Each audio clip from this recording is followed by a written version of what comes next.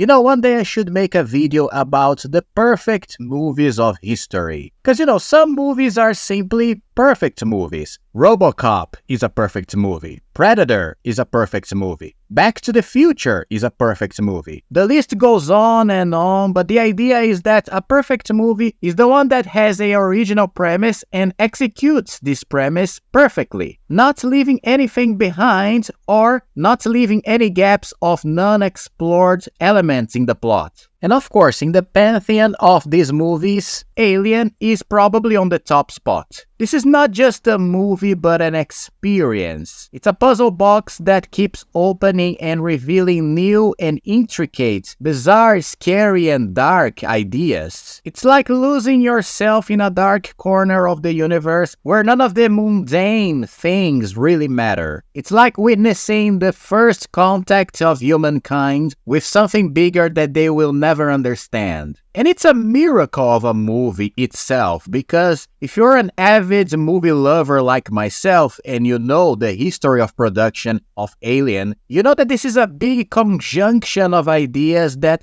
on top of each other just added to the whole product. Many brains came together to make the whole experience of Alien what it is. It all started with a broke writer-director called Dan O'Bannon. If you don't know who he is, watch my video about The Return of the Living Dead, another genius movie that was directed and written by him. But in the 70s, he was hired to work on the production design of what would be the first version of Dune in movie adaptation. A version of Dune that was going to be directed by the amazing and insane director Alejandro Jodorowsky. And if you don't know the story, you can search in any video or documentary about the production of this Dune version, that it is a whole story on itself that is fascinating. But when that production fell apart, Dan O'Bannon saw himself broke and having to return to America since he was working in Paris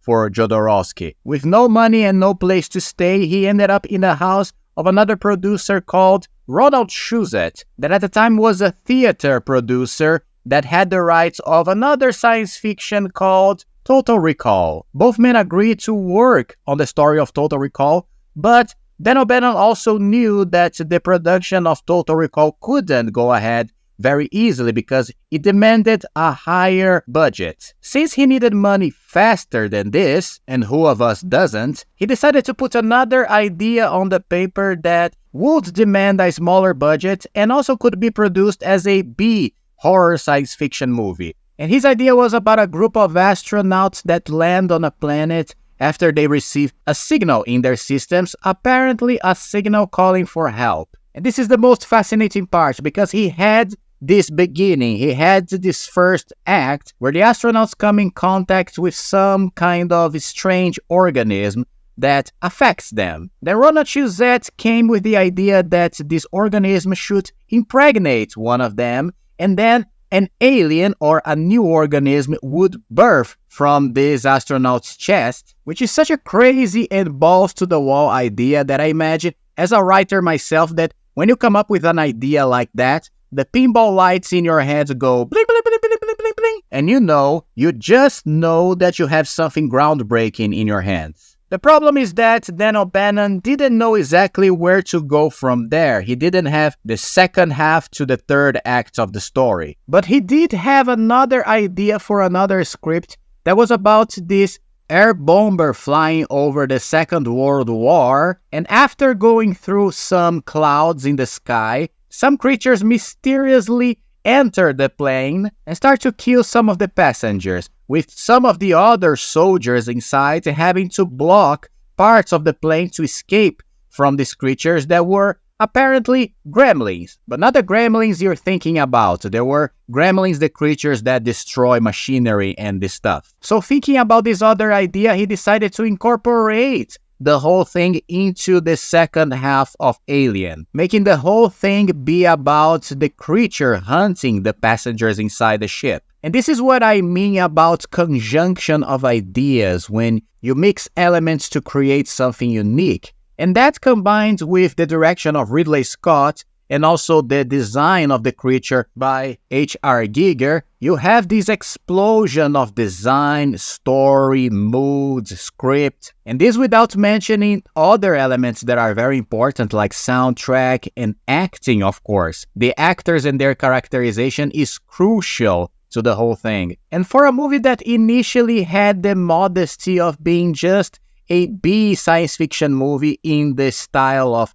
the Roger Corman productions, for getting the right people at the right time and have all these ideas mixed, you ended up with something that is, for a horror movie basically, a Texas Chainsaw Massacre, like Ridley Scott likes to say, in space. You have what people call, what is it again? A masterpiece of cinema. Yesterday I was watching this movie in a new projector that I have in my house, projecting the Blu-ray into a big screen, and I was just marveled by how the atmosphere and the visuals envelop you. Even though you have watched this movie about 200 times in your life, Alien continues to be that experience that every time I watch it, the only regret I have is to never have had the experience of watching for the first time in a movie theater at the time that it came out in 1979, with a whole audience that didn't know what was the alien, that probably had just seen the trailer that came out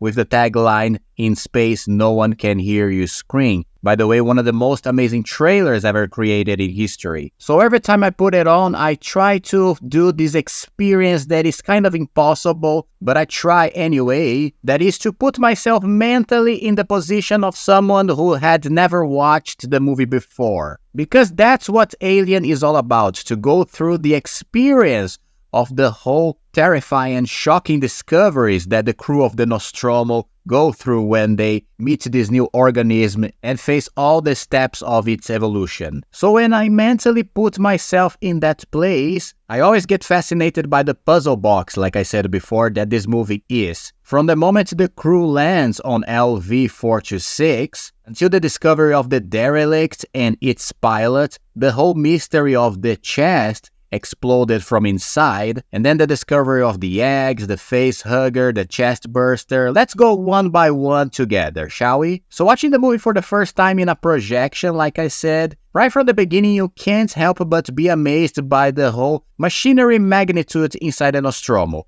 You know, the hallways, the doors, the tubes, the cables, the metal, the objects of scene, even the smallest details like warning signs, making the whole thing look like an actual functional place. Plus you have so many different sections in this whole ship that it really looks like a vivid place that has been used and reused by many crews during the years. This current crew of the Nostromo is just another one in their jobs, the famous space truckers. We are introduced to them in this amazing wake-up scene that is so pure and kind of ethereal. And this is something that goes through this entire movie, this sense of purity, because we essentially have 7 characters and that's it. So we get to know them by their actions inside the circumstances. We don't have this long explosion scene in the beginning showing each one of them and who they are. We get to know who they are through their relationships during this whole bizarre occurrence. So it's almost like we are one of them inside the crew during all the events, and this is what makes the whole thing so pure, because every time we lose one, it's impactful. You have this sense of loss that you actually missed someone because we only have 7 of them. So this is amazing because it brings this sense of purity to the story. We are with them all the time inside this place all the time. And the story goes through many phases, like the first being an exploration movie, which by concept is already very interesting and intriguing because it brings us to the mystery of what will unleash the whole plot or unleash the creature. And for me, the first encounter with the derelict and its pilot is already one of the best moments of the whole movie, because every time we get to this shot that slowly opens to reveal the whole magnitude of the creature, it's so impactful. It's so, what the fuck is this? And this brings me a little outside of this movie to talk about the franchise itself, because today it's inevitable that we don't remember of Prometheus, knowing now the explanation of what this pilot is, but I truly like to ignore it. Just like I said in previous videos, I didn't even make special videos for Prometheus and Alien Covenant, because if I do, it will be a shit show of me ranting about the terrible decisions that Ridley Scott did in those movies. The first one being, this is not an alien pilot, but a suit. A suit for the engineers. Ugh. But I say whatever. Look at this. This is not a suit. This is a full fossilized alien that is glued to the chair, and we were never meant to know who he is because it doesn't matter. What matters is that he's a plot device to give us an idea of what will happen with the characters, especially when we talk about the exploded chest. It's just like the future war of Terminator. That reality is just a background element to tell a story about the present. That's all it is. And here in Alien, I always like to see the story from a point of view that this is the first time that humankind has come in contact with the xenomorph. The first time that humans stumbled into something bigger than themselves, almost godlike, that will never be into our comprehension. And this scene alone of the derelict already give us that sense. And this is it for me. I don't need any more explanation. In fact, it looks like if humans try to explain it, it will be something completely underwhelming, like it was in Prometheus and Alien Covenant. So the mystery of seeing something so incomprehensible like this whole derelict pilot that is so incredibly dark and gothic and over-designed in a good sense by Giger always gives me the notion of we are so small and we are so lost in this dark corner of the universe. And then obviously we have the whole evolution of the creature itself, coming from the egg and then the face hugger and chest burster. So let's talk about my favorite scene in this movie. The scene that, like I said before, it was the one that convinced the screenwriters that they had something special in their hands. And it was also the scene that sold this script to the producers that would eventually take to 20th Century Fox and produce the movie. The birth of the alien in Kane's chest. Probably one of the best directed scenes of all time, in my opinion. And I'm not exaggerating just because I love this movie. I truly believe that from the beginning of the dinner scene, with all the characters casually talking and actually happy for seeing Kane back on his foot and alive and well, to the moment that slowly things start to go south, and the editing of the scene is so clever in showing all the individual characters and their reactions to this event, progressing slowly from, my God, let's help this guy because he's really feeling sick for something, to extreme confusion of not knowing what the hell is going on, and finally extreme shock of seeing something that is equally traumatic as incomprehensible, is what makes this scene be so incredibly triumphant in terms of horror, pure horror in a movie. This scene is so amazing in all its aspects, the acting, the editing, the visual effects, of course, that from this point on, even though I love the rest of the movie, it definitely loses its shocking factor, and it becomes a little less than it was before, if you know what I mean. Because this is the high point. This is what the movie is all about. Imagine yourself seeing this movie for the first time in 1979 in the movie theater. In fact, if one of you actually had the experience at the time, please don't forget to comment below and tell me what did you think and what was your experience seeing this chest-bursting scene for the first time. Because with the audience mentality of going into this movie not knowing what the alien really is before watching it, after the scene, the game changes completely. I bet everybody in the cinema at the time went, okay, I'm in for a ride, and a traumatic ride. It is exactly what Ridley Scott meant to be at the time. And when I put here the title of the Texas Chainsaw Massacre of Space, that's what he wanted to do because he was traumatized by that movie. He loved Texas Chainsaw Massacre so much that that's what he wanted to do in space. By the way, the first Texas Chainsaw Massacre is definitely a perfect movie as well. that executes its premise in a very effective way, so effective that it brings trauma to the audience. And if we compare the two movies, which we shouldn't do because they are completely different movies and different experiences,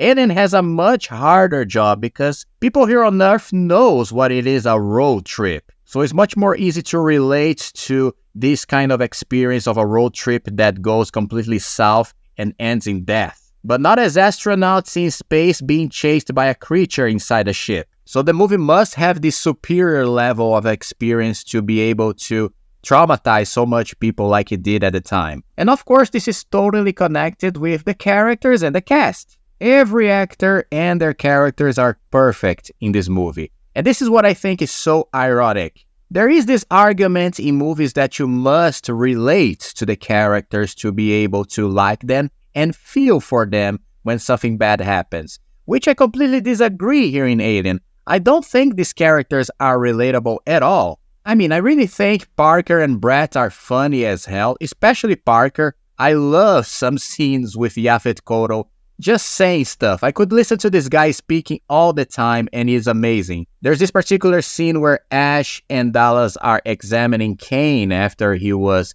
face hugged and everybody's watching on the window outside and he keeps shouting all the time, "Why don't you guys just freeze him? Why they don't freeze him?" It's so funny. And I mean, he's not wrong, because had they done that, they would have much less trouble with the whole creature. But anyway, what I mean is that none of these characters are actually relatable, like you actually feel for them. But what these characters are comprehensible or realistic. They act like normal people would in the situation they are. So my experience watching the movies that I don't really like any of them, but I can envision myself as a member of the crew. They are all workers and they have to stand each other instead of liking each other. They are bored, tired, they just want to get home soon. What all of us workers of life want. And in the midst of all these characters serve their purposes very well. Lambert is the whining girl, but she's also the eyes of the audience. Parker and Brett are the greatest examples of the blue-collar guys, even though everybody's a blue-collar here, but they are the main ones. Kane is there just to be impregnated and give birth. We don't actually have much time to know who he really is, but someone had to do the job, right? Ash represents the corporation, like we eventually discover, and he's not human, so he plays a big part in the lore around the whole story. And then we have our couple of heroes, or at least what the audience chooses as the couple of heroes automatically when they go into a movie like this. Because the movie intentionally takes us to the place where we see Dallas as the hero and Ripley as his romantic interest. Because he is the wild captain that just wants things done, regardless of breaking the rules sometimes. And she is the one that is apparently his conscience trying to follow the rules, which causes the intimate conflict between them. So when the movie surprises us by killing Dallas midway through the story, we are caught again in the puzzle box, unraveling and placing Ripley as our anchor in the whole thing. And this is absolutely fantastic, because if you pay attention to Sigourney Weaver's performance since the beginning of the movie, you will notice how great she is. Even in the smallest details, like her eyes, the way she looks at things, her expressions, she little by little starts to take charge of the whole thing and be the survivor she has to become when the movie just throws the whole protagonism on her lap. By the way, she's also absolutely stunning in this movie. Sigourney Weaver was a goddess, and I believe many nerd guys got a crush on her right away in this first movie. Her beauty is also definitely complemented by her strength in scene. And I don't know if many people talk about this, but we can definitely make a compilation of all the movies where she grabbed somebody by the collar and threw this character against the wall. She does this with Ash in this movie, then with Burke in the second one. She tries to do this against Dylan in Alien 3, but actually he throws her against the wall. And in Alien 4, we don't have her necessarily grabbing somebody by the collar, but she grabs Johnner, Ron Perlman's character, by the throat and tries to give his tongue to Winona Ryder, so that counts. I guess this is Ripley's thing, and I love it. And what else can we talk about this movie? Oh, of course, the alien, why not? After all, he's the title character. And in my country, Brazil, we actually have the name Alien, but we also have a second title that is the Eighth Passenger, which I always thought it was unnecessary, but it's not that bad. It's kind of clever in a way. But the xenomorph in this movie is another interesting thing that I always like to reflect about every time I watch it, because it never looks to me that he's a simple killing machine like he became in the other movies. There is something more about this alien in the way he acts, or some of his actions in a sense. In many scenes we see that he's kinda disturbed in his sleep instead of actually chasing people through the ship. We see this in Brett's death, in Dallas' scene inside the air ducts, and especially in the ending when Ripley is inside the Narcissus module and the alien is there basically sleeping and he gets disturbed by her hitting some buttons. This is another great mystery about the xenomorph that I don't think it was explored in subsequent sequels. Is he simply a killing machine by nature? Because during this movie it looks like the alien is almost like a frail monster. He's not necessarily this unbeatable machine like Ash says. He almost looks sick and he doesn't want to be disturbed and is trying to find some place to hide inside the Nostromo. So when he stumbles with some human or some human stumbles with him, then he follows his nature of just killing. Again, it looks like he's that way. I'm not necessarily saying that that was the intention of the creators, but it's something interesting to wonder about. And I guess future writers in the series could have explored the next levels of evolution of the creature, because here he is a full-grown xenomorph, but in his early stages of life, we don't actually know if this is the last stage of evolution of the creature. This regular xenomorph could go through some more transformations, we just didn't have the time for it. But anyway, this is a job for creators to think about. In general, this is Alien and my thoughts about this wonderful movie. It's a magical, wonderful, dark experience that every time I go through, I always feel lucky to be alive and have this wonder to watch anytime I want it. But here we reach a breaking point for me, because even though I consider the original Alien from 1979 the best movie in the franchise, my favorite is of course its sequel Aliens from 1986, directed by James Cameron. So there you go, Aliens. What else can we talk about this movie that nobody has ever talked before? Well, I can start by saying what was my feeling when I watched this series for the first time. Well, watching the first Alien was like unlocking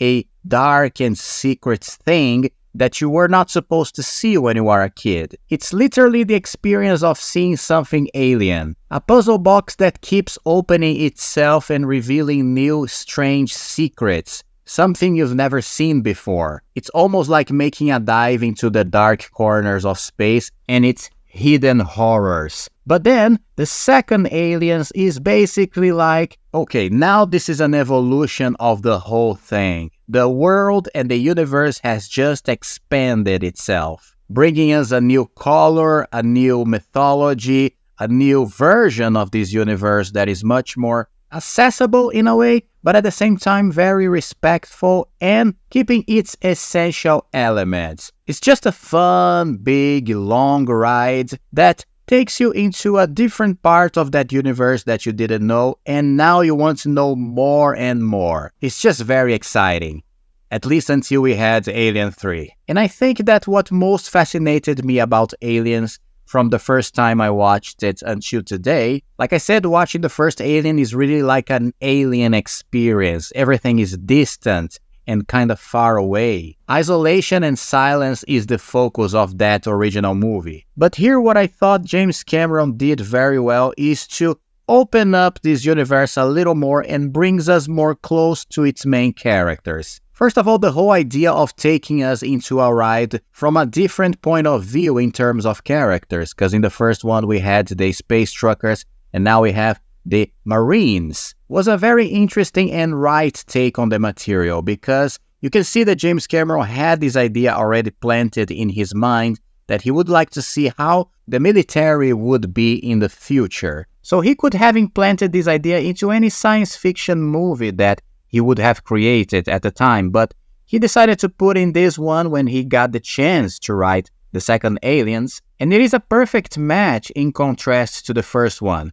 In the first one, we had the discovery of the creature. What is this thing? So maybe now one of the only original things you can do with it is to shoot it, explode it, put a bunch of them together and kick their ass, or the otherwise. Anyway, the take of combat the creature alien instead of running away from it was probably the best and fresher take he could have to evolve this franchise. Not only from the point of view of the soldiers, but from the center of the story, that is Ellen Ripley. As it is very well known from most people, this is probably one of the best evolutions of character in histories of franchises. Because the story of Aliens takes place 57 years after the first one, when Ellen Ripley is finally found in the Narcissus module after she successfully escaped from the creature alien and blew it out of the airlock, just to discover a world where companies control even more the human spread across galaxies and planets. And with these companies being even more ruthless in terms of preserving their own agendas, her report of what happened in LV-426, the planet of the first movie, is completely ignored.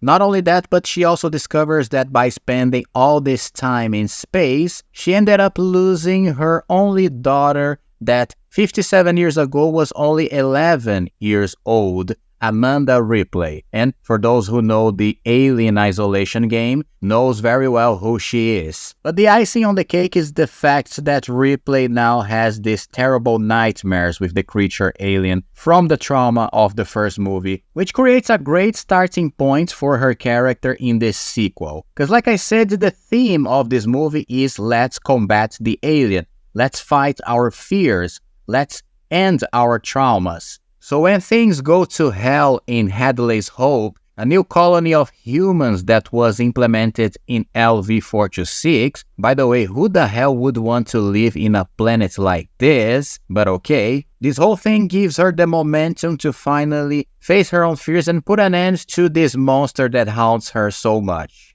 And this is the thing that brings us closer to this character, because I will mention this in my analysis of the first movie, but the characters in the first movie, even though they're very human and very natural to the idea of space truckers, they're not very relatable in my opinion. I mean, you can't really identify yourself with any of them if you think about it. But here, Ripley is given colors. She's not the brave but at the same time lucky survivor of the first movie. Now she's brought to the forefront of what is a real character that we get to know better and know who she really is. And this is why we have the great second theme of the whole story, that is a story of mothers. Not only with Ripley finding a new daughter in the character of Newt, the only survivor of Hadley's Hope, but at the same time with the alien queen, that is our great villain of the movie and also the mother of this whole race of xenomorphs. So this is already a great evolution of the themes in this franchise, but also all the things that surround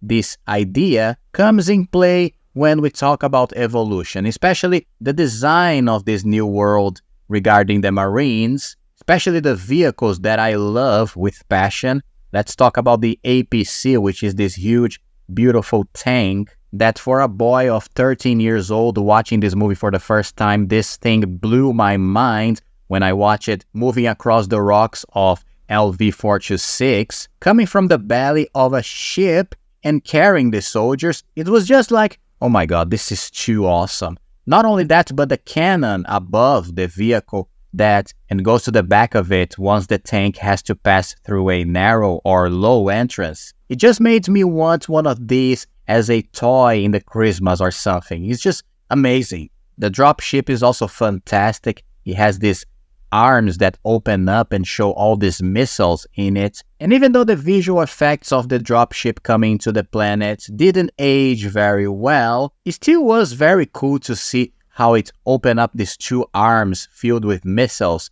And also is a little sad that we never saw this ship using the missiles or shooting them in some area. It would be very cool to see that. And we cannot forget about the Sulaco ship that transports the Marines to the atmosphere of LV-426, that by design it looks like a huge gun, right? A marine gun. And obviously this is made on purpose to hammer this idea in our minds that the soldiers in this movie are all about guns, guns, and guns. And speaking about guns, their weapons are so awesome as well. The smart guns that has this arm attached to their vests is just fantastic. And of course the Marines' armor with their helmets, with cameras and all the apparatus that makes it very high-tech, but at the same time it maintains this rough and old classic look of contemporary military equipment is very well put together in terms of design to show what these characters are about. Of course, we cannot forget about the pulse rifle that is the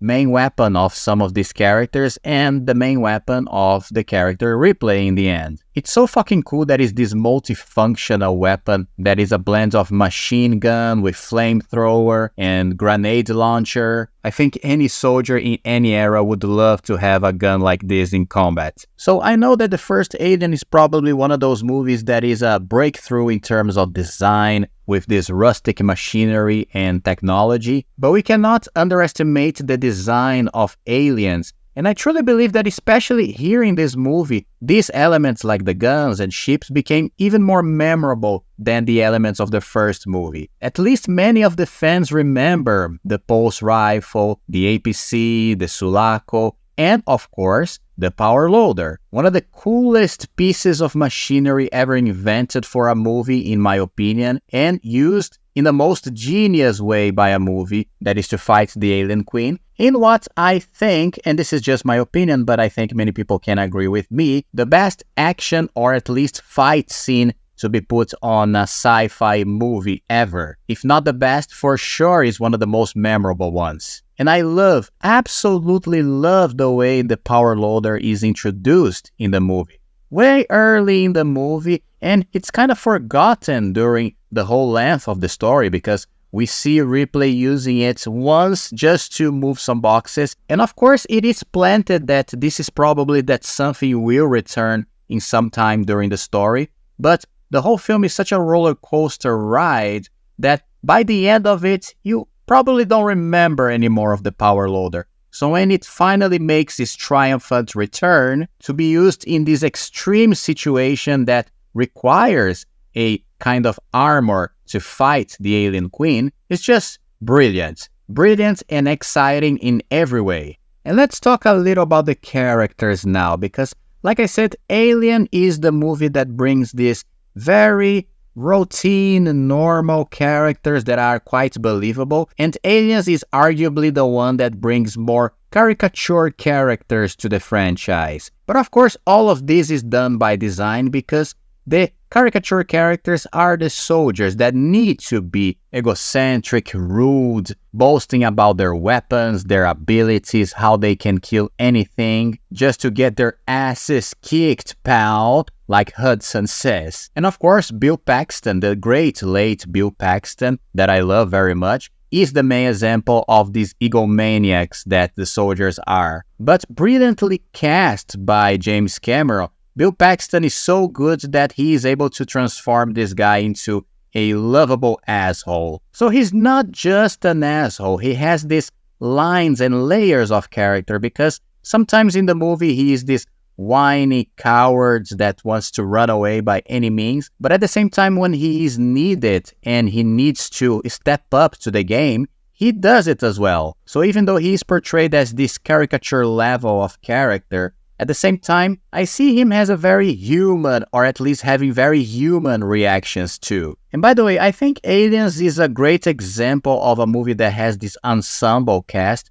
with many characters, but gives these layers, or at least these little human touches to each of them, except for the very minor ones, of course, but most of them individually has this very specific characteristic, and their relations is something that is also very interestingly developed. We have this little implied romance between the characters of Private Vasquez and Drake. Speaking about Vasquez, I also love her relationship with Hudson as well, once they become one of the survivors of the group. Bees, man, bees have hives. You know what I mean, if you remember those lines. And also in the Vasquez territory, she has this great rivalry with Gorman, the lieutenant of the team, and also a very coward and unexperienced leader. But even though he's a kind of an asshole, during the movie he ends up showing great signs of courage, and that at the end he has a good heart and knows what to do when the right time comes. So this is exactly what I'm saying, that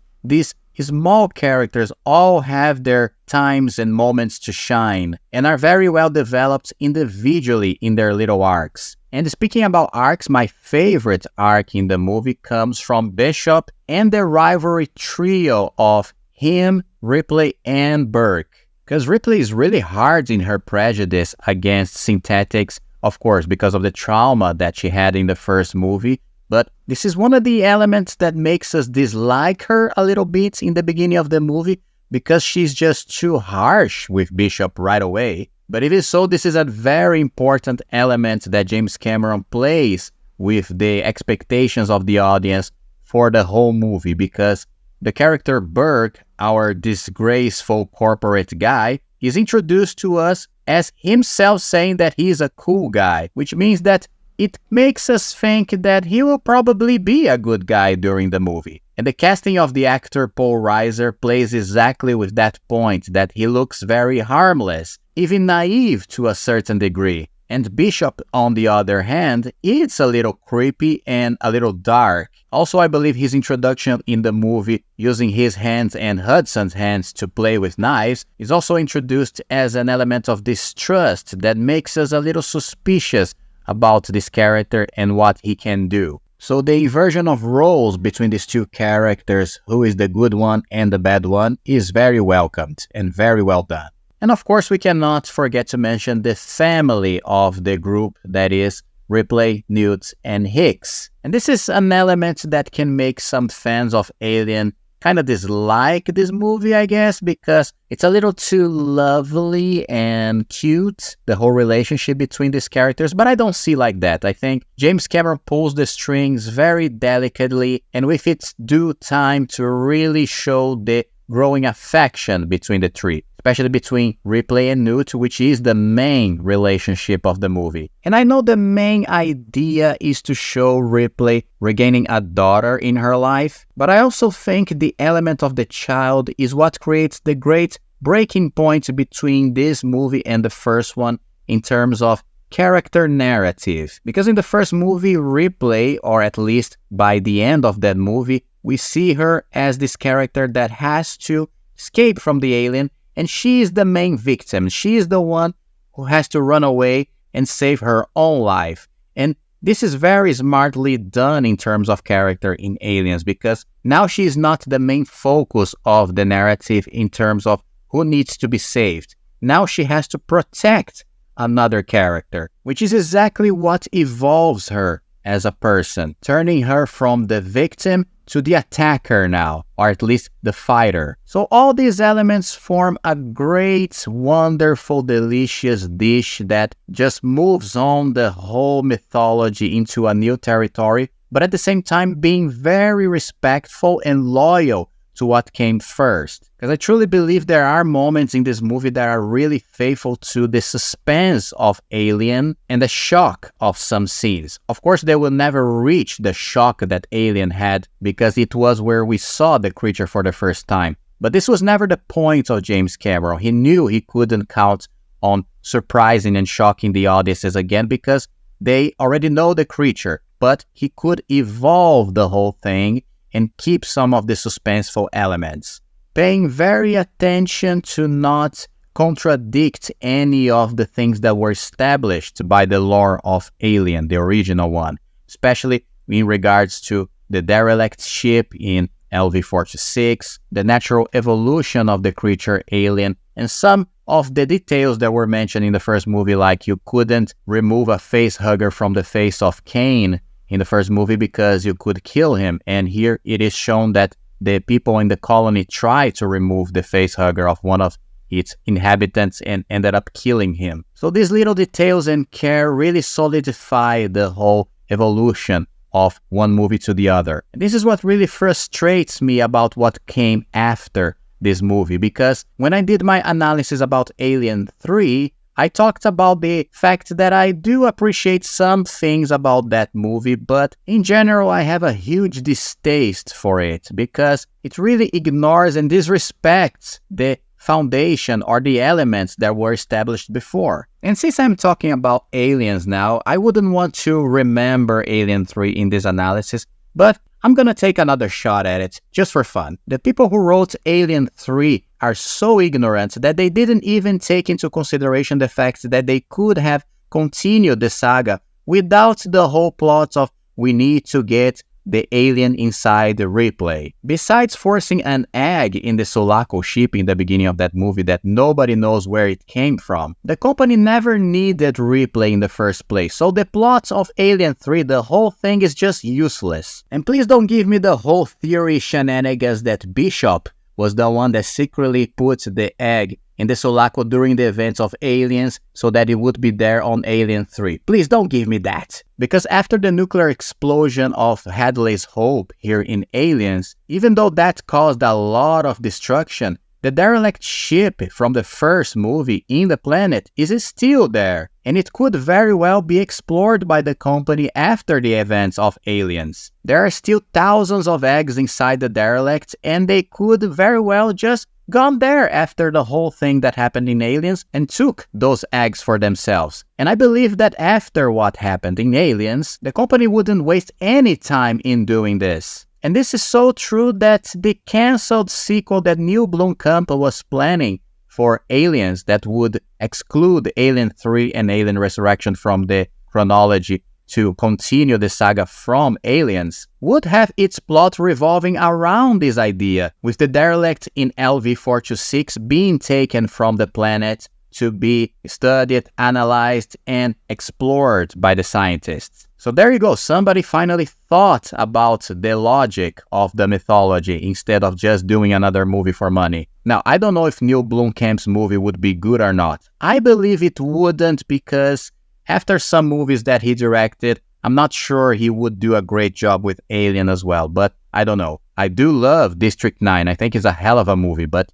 anyway, the others were not so good. But that cancelled project showed that if you think a little bit and try to play with the right elements to continue the story, it could be done. Respect, man. Just respect what came before. Forget about killing Hicks and Newt. That also pissed me off, but at least have some respect and logical thinking about how you should continue a series. Now, going back to Aliens, everything in the movie is perfect. There's no such thing as a perfect movie, and even though this comes close to be one, I still think there are some elements that are a little strange in the script. For example, it's very convenient for the story that the whole place, the whole colony of Hadley's Hope is very close to a nuclear reactor that will explode in 4 hours, making the characters having a countdown to escape the place. Of course, it's very good to the dynamic of the script and to make things more tense. And even though it's an element that is established before when Ripley reminds Gorman that the whole thing could explode if the soldiers use their weapons, so it's not exactly a plot hole, I still think it's a little forced because it feels like James Cameron was writing the script and he thought,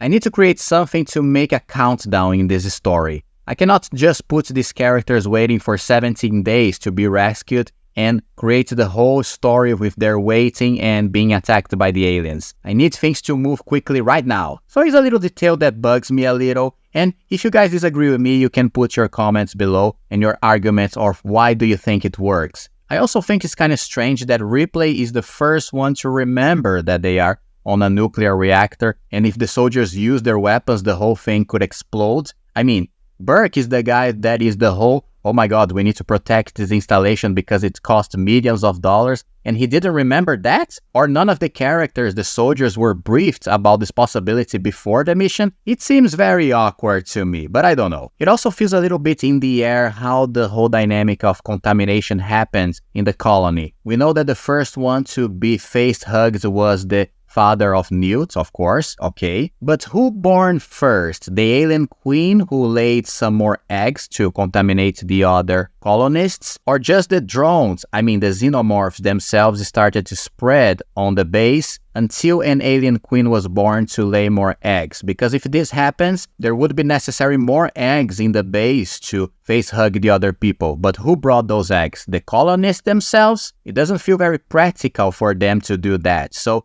it feels a little in the air, this plot point.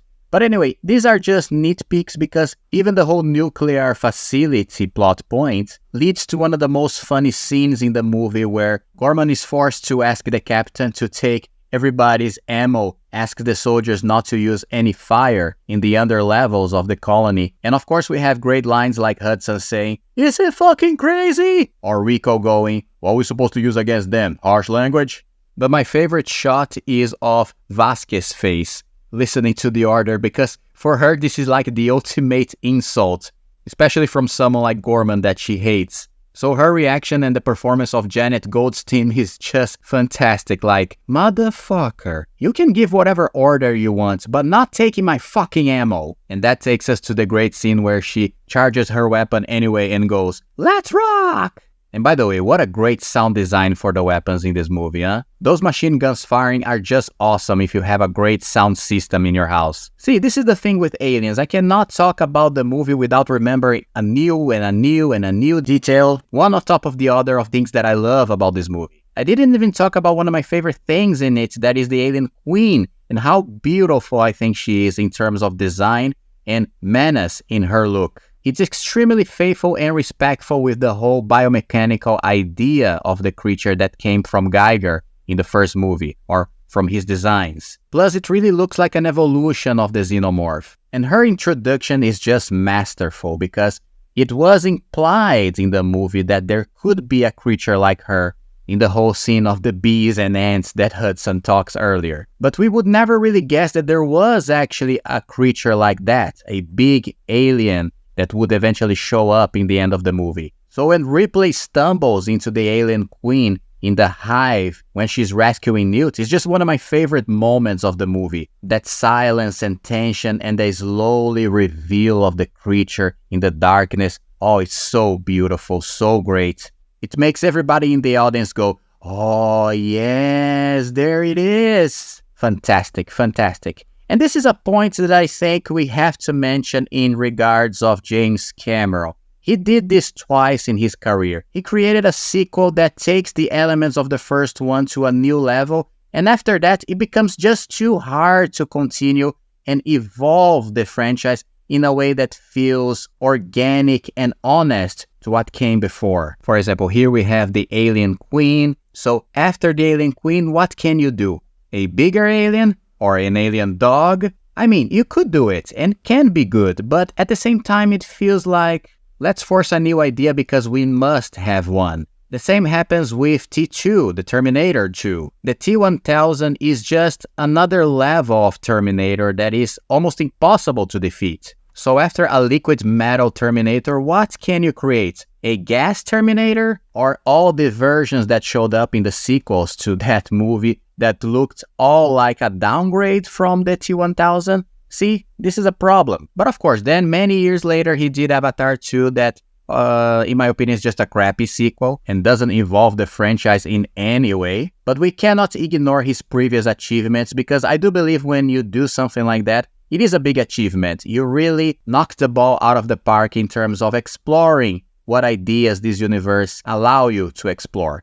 And if you didn't guess until now, I am a suspect to say all of these good things that I said about this movie because it definitely is my favorite movie of my life. And every time I watch it, and I did watch recently to make this video, it always confirms to me that it still is my favorite movie of all time. Extremely tied with The Exorcist, of course, but it still is my favorite one. So I hope I could explore all the things and elements that I love about this movie in a way that was entertaining for you. So Alien 3, called by many the destroyer of franchises. I might go on that train depending of the day, but at the same time is a movie that also has some virtues. It's one of those cases of a film that just doesn't seem to fall on either side of the coin of it is very good or very bad. And there are some people that actually even love it as much as the first two movies in the franchise. In my opinion, without giving too much away in this analysis, it is a movie that pleases me in some aspect,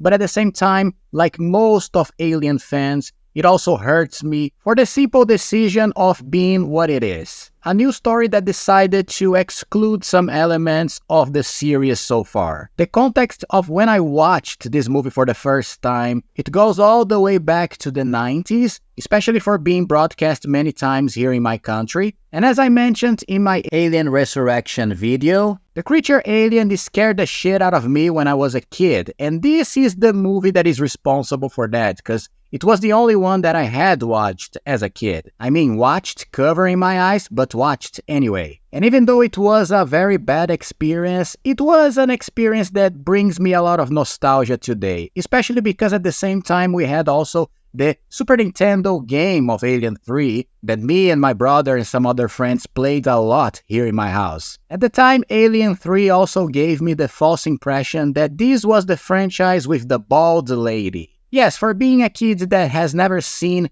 a female protagonist bald in any movie, I thought that Ripley was bald in all the movies of the franchise for some reason. Anyway, as a teenager, when I finally decided to fight my fears and I was very curious to really watch the Alien movies, people around me didn't seem to care very much, so I begged my aunt, my brother, my cousins to rent all the Alien movies so I could finally watch them. But nobody wanted to. After all, those are movies that at the time were already considered old, especially because this story takes place in the end of the 90s, turning to the 2000s. And since I didn't have any money in my pocket to go there and rent the movies by myself, I had to wait until one day my brother finally decided, you know what, I really want to rewatch the Alien movies, out of the blue. So there we went and rented the Alien 1, 2, 3, and I already had Alien Resurrection in my home, recorded from the TV on my VHS. By the way, all the movies were rented in VHS, so imagine the nostalgia I'm feeling just for telling this story now. Anyway, I was 13 years old and I finally had the opportunity to watch the whole series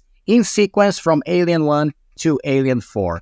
And here's my experience. Because I really think my first experience by really watching these movies is very faithful to what most of the audience feels when they watch these movies and their opinions about each one of them. It was afternoon and we watched Alien 1, and everybody knows that this movie takes you into a different kind of vibe of experience. Everything is very hypnotizing on the screen. You feel like you're entering a new world, and a very dark and threatening world with big surprises coming every step of the way. You discover a new creature, new planets, new characters, and all of this culminates in a very explosive and intense ending. An ending that sends you home with the feeling, woof, that was an experience. That was a movie. But we'll talk more about this when I get to my video of the first Alien. Then we put Aliens in the VHS, and by watching it, it feels like a very exciting expansion of everything you just saw in the first movie. Not only is a much more explosive experience, but also the stakes are higher. You get to know the characters much more. You actually get to identify and relate to Ripley and the characters around her, like Newt and Hicks. And I remember watching it and thinking, oh my god, I am in the moon.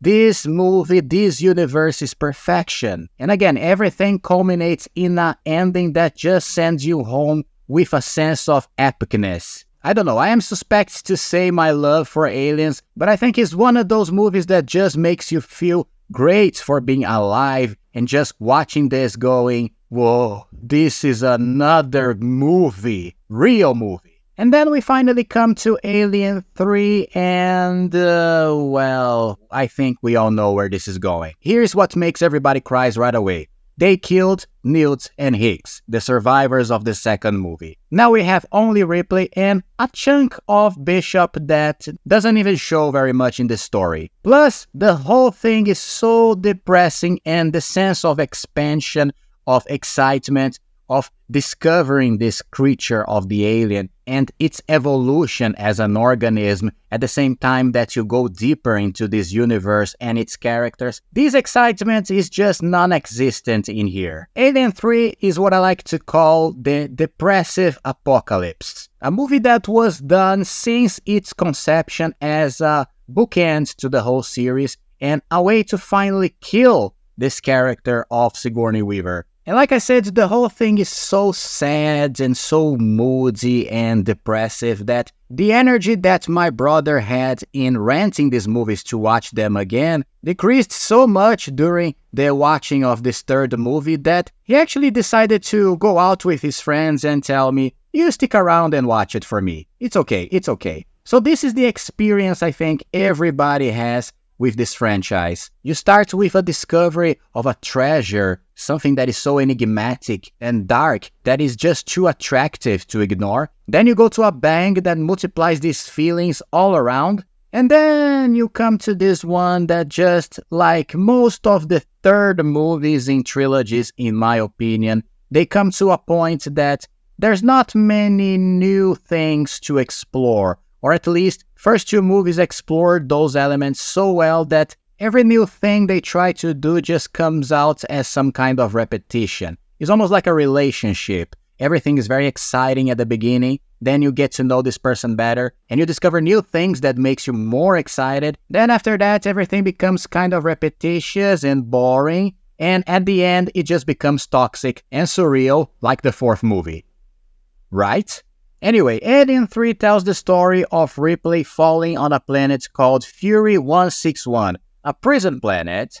During the crash of the Sulaco ship, the one that was carrying the survivors of the second movie, Aliens, all of them died except for her. So, Newt's gone, Hicks gone, only Ripley now and a bunch of prisoners, all of them bald because the installations have problems with lice for some reason. Oh, and by the way, the alien is back in an inexplicable way because somehow the alien queen from the previous movie left another egg at the carrier of Sulaco, even though she was never in the carrier that ejected from the Sulaco and crashed on the planet. Oh, and by the way, she must have left 2 eggs because there are 2 aliens. The alien that births from a dog that got face-hugged by one of the face-huggers of the eggs, and another one that is inside the replay that must have been from another face-hugger that got her during the journey of the Sulaco. And all of this is very poorly explained in a montage at the beginning of the movie, intersected with the credits. And after that, we see Ripley having to survive in this planet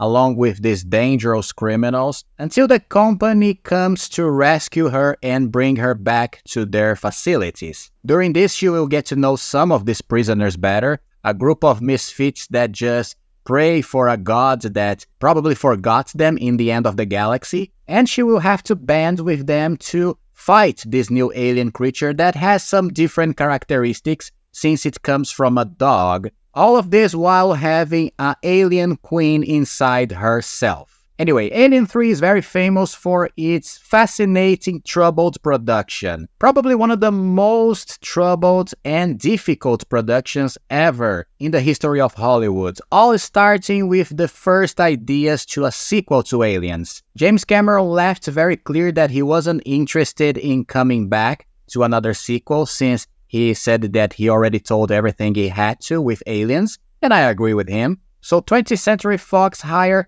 one first screenwriter to take on the project that was none other than the science fiction writer William Gibson, famous for writing books like Neuromancer. And his idea took place in this space station where an organization finally had the opportunity to mess with the creature alien and experiment with it. The characters Hicks and Newt were going to come back. In fact, the only character that was not coming back was Ripley, since she was in coma during the whole story, and that was a plot pointing to a fourth movie where she would come back and fight the aliens back with the characters. And the main characters would be Hicks and Bishop, that would band with another group of soldiers to fight the aliens that would break out in this space station.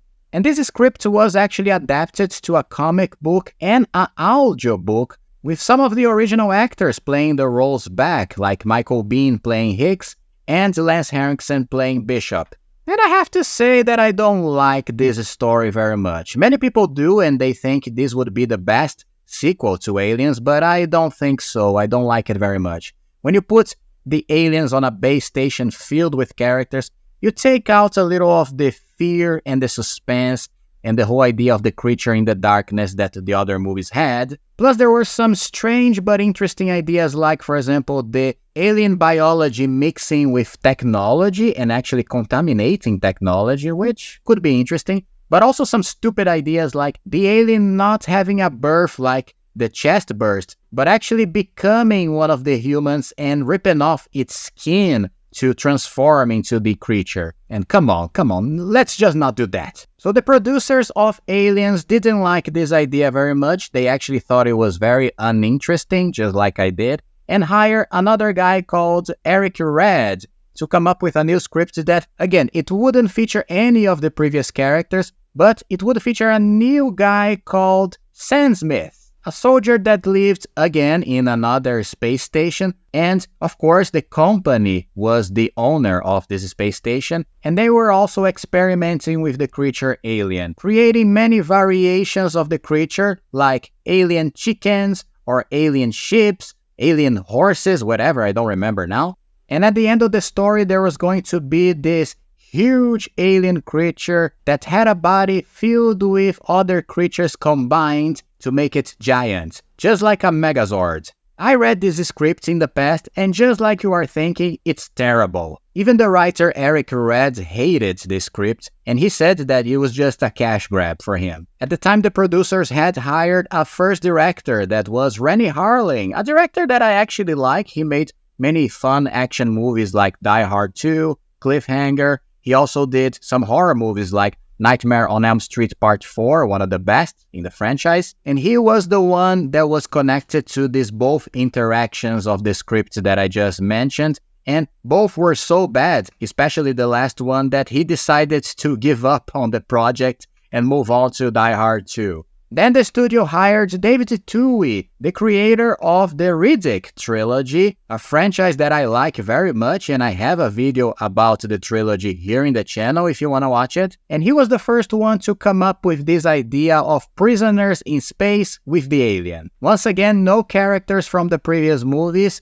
but I actually read his scripts as well, and I must say that it was pretty readable. I mean, it was fun to read actually. He had good dialogue. The characters were pretty well defined, although not great, and it was an okay story overall. But it was not something that would be in the same level of Alien and Aliens, actually pretty much far from it. But David Twohy actually got a bad deal with 20th Century Fox because at this time the studio was trying to negotiate with Sigourney Weaver her return to the franchise, and she was asking for more and more money, which is pretty fair, I think, since she was the face of the franchise. And when they finally got her, they asked him to change the script and insert the character Ripley into the story. And I think this would have improved the story, but then the studio got so lost in the production, like for example, it looks like they had factions of producers working in different stages of the whole thing, that they hired another writer to come up with a new version of the story. Yes, this movie had so many versions of scripts that is quite unbelievable. So David Twohy decided to leave the project in very bad terms with the studio, and this is where comes Vincent Ward, a director that directed some very interesting and very, not strange, but not very commercial movies. And one of these movies that caught the attention of the studio was one called The Navigator, a medieval odyssey, that I recently watched and is a very strange but also kinda fun concept in a movie. It's about these villagers in the 4th century of England that find a hole on the earth, and this hole has a tunnel that takes them to a time travel odyssey straight to the 20th century, in our current times, and they use this tunnel to escape from the plague in their own village in the past. So it's a very fun idea and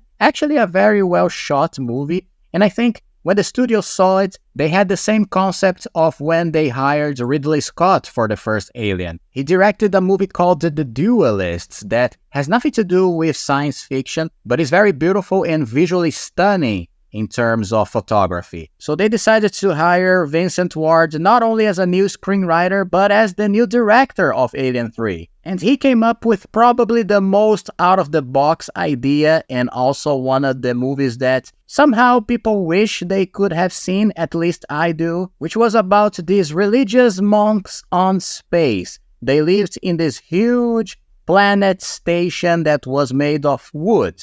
Exactly, wood. And they were totally against any technology. That's why they decided to live far away from any other planet in this station, using the most rudimentary tools to survive. They also had these artificial camps and corn plantations with sheep and other animals. And this is where Ripley comes into the story, where she crashes on the Sulaco ship on the top of the planet and gets rescued by these monks. And just like the version of Alien 3 that we all know, she bands with the monks to hunt the new alien that is killing everybody. I also read this script and I thought it was okay, although it had the same problems that Alien 3 has. They killed Newt and Hicks.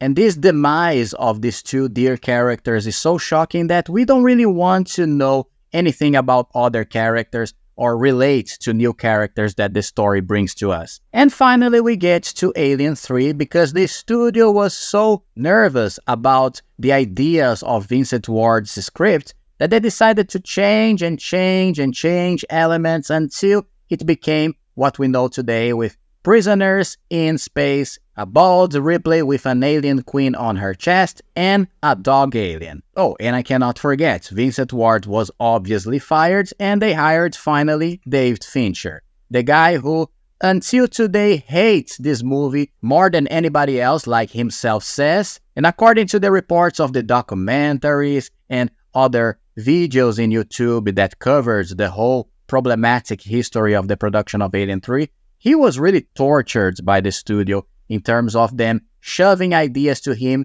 and telling him what to do, because after all, he was an initiate at the time. It was his first feature movie. David Fincher came from music videos in the past, and great music videos with a very single and interesting vision with amazing visuals. And even with all these problems, and again, this is a production that had so many ideas shoved and turned and twisted during so many years that even had a trailer that was done before any script or anything was actually created, promising that the story of Alien 3 would take place on Earth, with the xenomorphs finally arriving on Earth, believe it or not. And even with all these problems, David Fincher was able to come up with something respectable. Like I said in the beginning, and I think the impression is that I hate this movie. In fact, I don't. If I have to consider in the whole mythology of Alien that I like to believe that exists in my mind, I disconsider this one and the fourth one. But sometimes I go back to this one with the will of watching it just to find its merits, or watch it for what it tried to be. It definitely is a turn-off from the boner that we had with Aliens, but if you look from its point of view, that's the whole point. It feels like the end of a story that takes place in the end of the galaxy, in an apocalyptic setting, a place where all the characters are lost and without hope, only grabbing into the little faith they had in a god that ignores them. So it kind of has these religious themes that is a good counterpoint to the first two movies. And this brings an interesting experience anyway, although it is very depressing. Actually, it feels like this story takes place in hell, like in the end of all things, because the photography really hammers this idea in our minds with these tones of red, orange, brown. So yes, these ideas really work in terms of a new story in this franchise. The characters, although you can't relate with them, even Ripley, I think you cannot relate very well in this movie, But the characters are not badly written. In fact, the most important characters like Clemens, the doctor that Ripley hooks up, which I hate this idea, but okay, and Dylan, that is kind of the partner of Ripley in the movie and the leader of the prisoners in terms of their religion. They're good characters in my opinion. Of course, we still feel orphans of Hicks and Newt being dead. In fact, if I could have written Alien 3, my fan idea would have Newt and Hicks still alive and stuck with Ripley in this planet. I think it would make the stakes very high with Newt a child amongst these very dangerous criminals with Ripley having to protect her. And also I would substitute the character of Clemens, the doctor, for Hicks. Because if Ripley has to hook up with somebody, it would be very nice if she had hooked up with him, since their relationship was already established in the previous movie. Plus, if we have Hicks replacing the character Clemens and dying at the same point of the movie that the Clemens dies, it would be very interesting to cause the real shock in the audience to have a character like him dying like that and making things even harder for Ripley during the rest of the movie. So instead of having this numbing idea of them dying right in the beginning, we would have them actually taking part of the story and making it more interesting, probably, I don't know.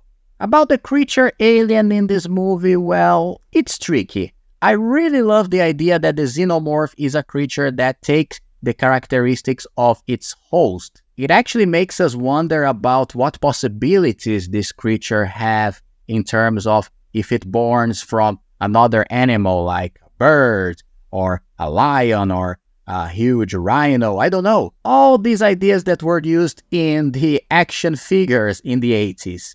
But having the creature coming from a dog is very underwhelming. Actually, it comes or from a dog or from an ox, depending on the version of the movie you watch. Both of them, which I don't like. It is a little cool the fact that it's a faster creature because it comes from this quadruped animal.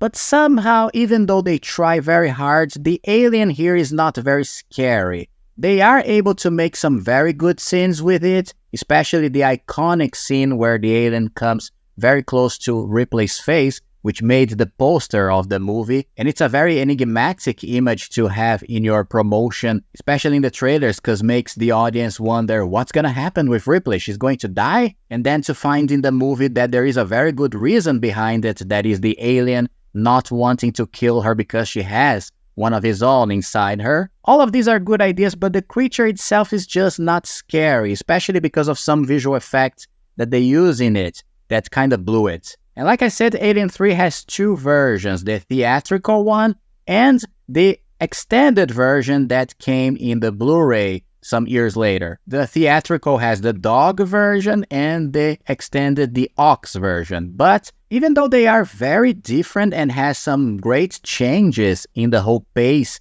and moods of the movie, it still is the same story and goes to the same place. I think there are some better developments in some characters, especially one called Golek, that is this guy that somehow starts to feel very acquainted to the alien and wants to help the alien kill the other guys, which is a very cool idea, but I don't think it's very well developed in the story. In my opinion, the extended is better and is the one I like to watch every time. And finally, let's talk about the character Ripley, because like I said, she is good, Sigourney Weaver is good in this movie, but it feels like we don't relate so much with her here. I also don't think she was very relatable in the first Alien. In fact, none of the characters of the first Alien are very relatable. I will explain this better in my video about that movie. But Aliens really made us be fond of her and really love her as a character. And here, it just feels like she's distant. We don't really know her anymore, especially when she hooks up with the doctor out of nowhere. But there are moments she is good. Sigourney Weaver somehow still manages to deliver a great performance in the character, or a solid one at least. And that's the end when she dies. I'm sorry, spoilers of a movie from 30 years ago. It definitely feels like we lost somebody that was very dear to us. Mostly because of the first two movies, of course, but still it makes us sad. It's the same feeling of Logan, for example. It feels very weird that we spend so much time with this fictional character and we finally watched him or her die. It's really depressing. So I think movies that try to do this, they are bold, although it makes us feel so, I don't know, empty, like we actually lost someone in our lives. It's not something that I like to see with characters that we enjoy and want to see more adventures of, but I congratulate movies that try to do it in a valuable way. And here the fact that she does it to extinguish this creature forever, it's very honest with her own character. So, and this is it, Alien 3, guys, a movie that is very flawed, that some days I don't like, but some days I feel curious to watch it again.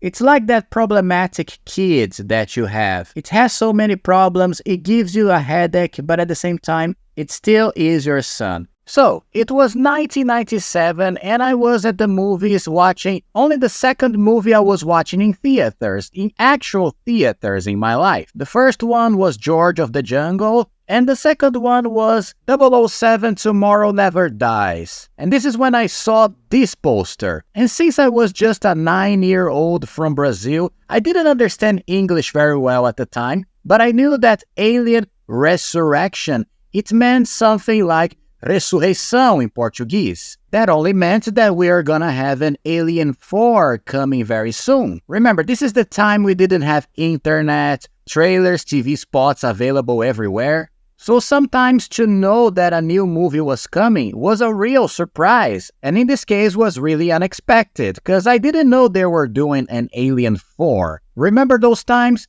that we could be surprised by the release of a new movie? Yeah, I also miss those times. But anyway, you might think that I got very excited about this new Alien movie, but at the time I was really scared, in fact, frightened of the creature Alien and the 3 previous movies of the franchise. In fact, I avoided to see any of those movies by any way I could. After all, I was just a child, and my love for the Alien only developed in the following years. So when I went to see George of the Jungle, I knew that they couldn't play the trailer of Alien Resurrection in a children's movie, so I was relaxed about that. But then when I went to see 007, I was kinda tense because I knew it was very possible that they played the trailer before the movie. And I knew that if the trailer of Alien Resurrection was played, I was gonna piss my pants right there in the movie theater. And they didn't play it. I only remembered that they played the trailers of Titanic and Spawn, and that didn't scare me at all. So that went well, but I still carried with me the idea that we are gonna have an Alien 4.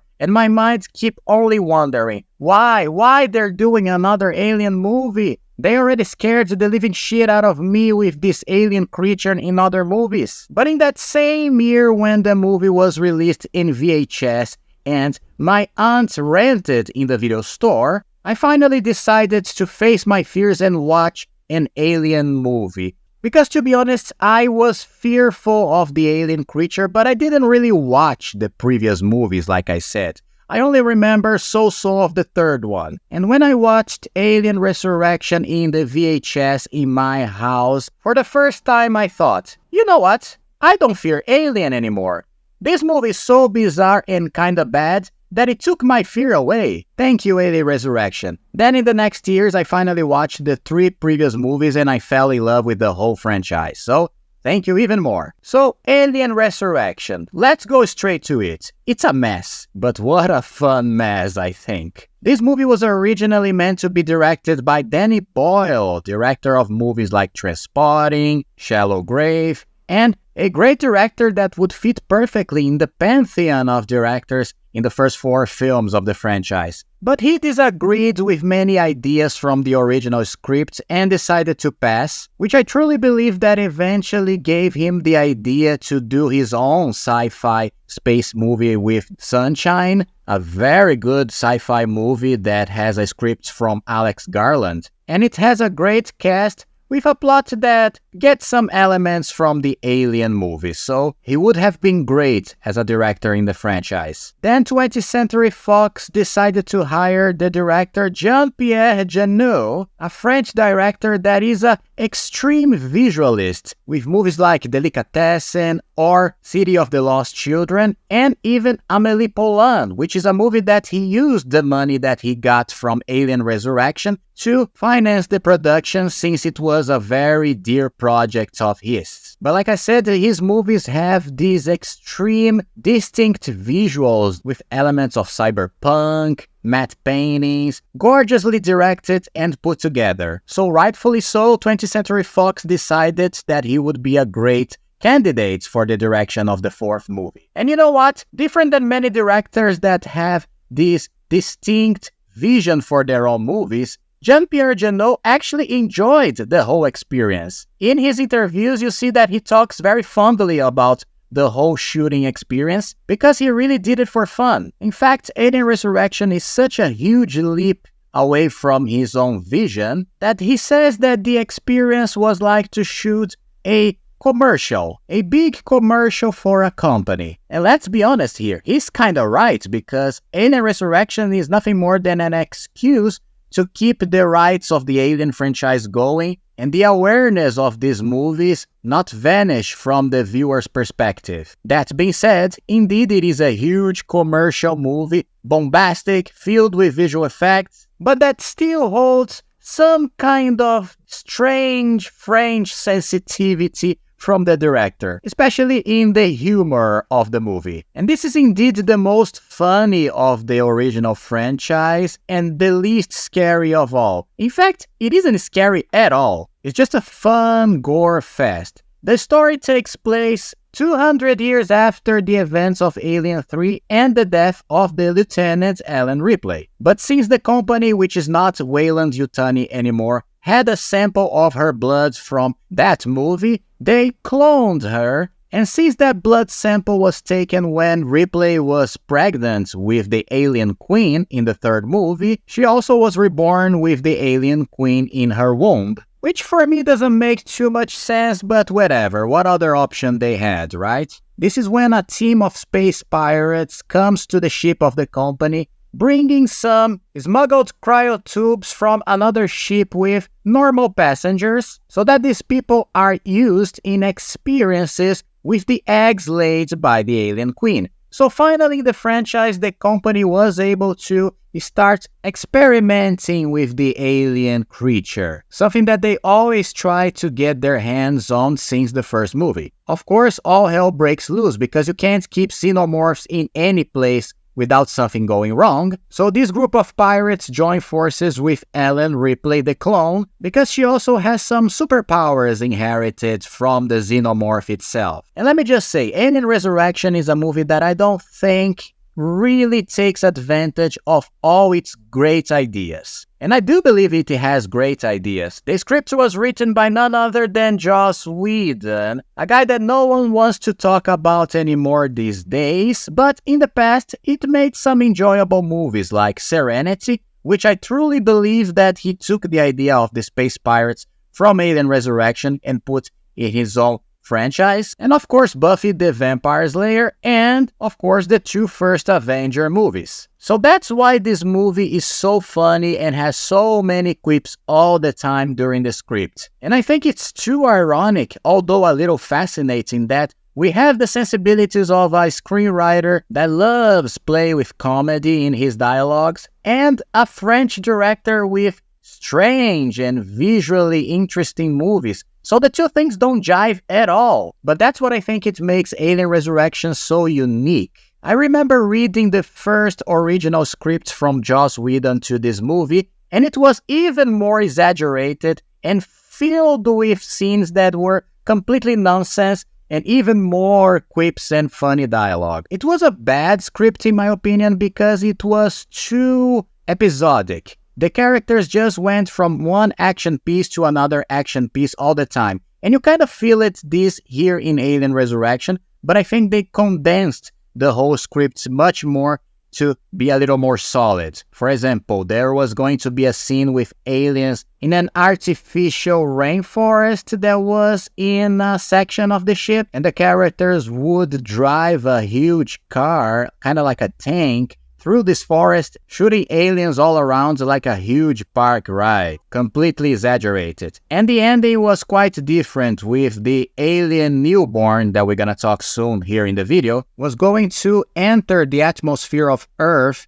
along with the characters, and the ship would crash in a huge junkyard, I believe. Then Ripley was gonna take this huge vehicle, very Aliens style, basically a plagiarized scene of it, and fight the newborn with Annalie Call. But anyway, I still think the movie has many great ideas that just are not very well developed. This is an escape movie like all the others in the franchise. The characters have to escape from the aliens that are taking over the ship. So during their trajectories, there are very interesting setbacks and challenges they have to face. I like the fact that they have a wheelchair guy as a member of the Space Pirates, and inadvertently he causes problems for the other ones to move because they have to carry him. A very good idea, but not very well used. We also have this character that has an alien inside him, and he was part of the crew that had their cryotubes smuggled by the Space Pirates. And this is another great element of the script because it presents itself as a challenge for the group of characters, because they have to run to get to their own ship and freeze the guy before the alien comes out of his chest. So this is kind of a time bomb that they are carrying around. And the whole thing of the cloning of Ellen Ripley, in here she is called Ripley 8, because she was the 8th attempt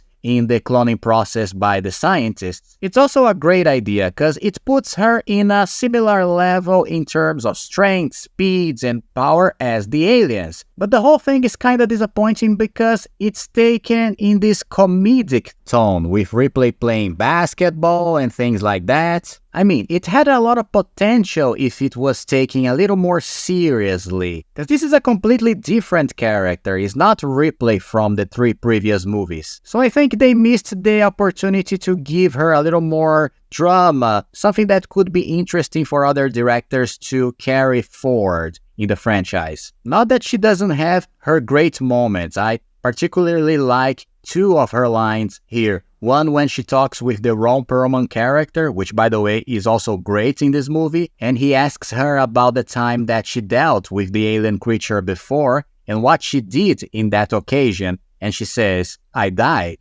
Also, I love when she explains to the guy who is pregnant with the alien what his condition is, and he asks, "Who are you?" Then she says, "I'm the monster's mother." So the movie has its highlights. I also like the character of Winona Ryder, Annalie Call, and I do believe it's a great twist in the middle of the movie when it is revealed that she is actually a synthetic robot. Because again, the script hints a lot of things about her relationship with Ripley. There is a little bit of romantic thing going on, it looks like, although I don't see it too much, but I think they hint a little bit of a more deeper undertone in the idea that the main character is a clone of an alien and the other is a robot, and both are kind of fighting to prevent this creature from killing other humans. There is a scene in the movie where both of these characters are in a church and they almost have a great discussion with the idea that the robot kind of cares for the humanity. And Ripley is completely detached of this idea because she's not a human anymore. So there is a little bit of back and forth between the two about this whole concept. But again, they don't go deep in it. They don't take advantage of these amazing themes that would make this movie much better. In an extended version of this scene, there's even a moment where Ripley talks about a lost memory of a little girl that she tried to save in the past. And we all know she's talking about Newt from the second movie. But now, again, she's so detached that it is a far and distant memory. And talking about the action set pieces, they are good. Not great, but they are interesting. My favorite one is where the characters climb this ladder that will take them to an upper level of the ship, and the alien is right behind them, also climbing the ladder. And it's very vertical in its style, and I like this kind of scenes. This takes place right after the swimming scene in the movie where we have aliens underwater for the first time in the franchise. And it's an okay scene. I like it because it's different, but it has CGI aliens for the first time in the whole franchise, and we all know this thing doesn't work very well. It could be a very scary scene to have aliens swimming underwater because they are fast, but the whole thing is too bright and the CGI aliens don't work. And we could not forget to mention the new version of the alien in the end of the movie, that is the newborn, a xenomorph that has more human characteristics, including facial expressions and eyes. So basically they took the alien and removed the most scary element of it, that is the fact that the creature doesn't have eyes. They also made him a big baby that loves his mother, that he considers to be Ripley. And listen, I don't like the visual of this alien at all, but again, it's an element that could have worked if they had given enough time to breathe. The whole appearance of this newborn is just a throwaway that they needed to do something different in the end. It has its moments, but it goes by so fast that it doesn't have any relevance in the franchise itself. And this is it. Alien Resurrection is a movie that is fun, although it's a mess. There are many good moments and good ideas,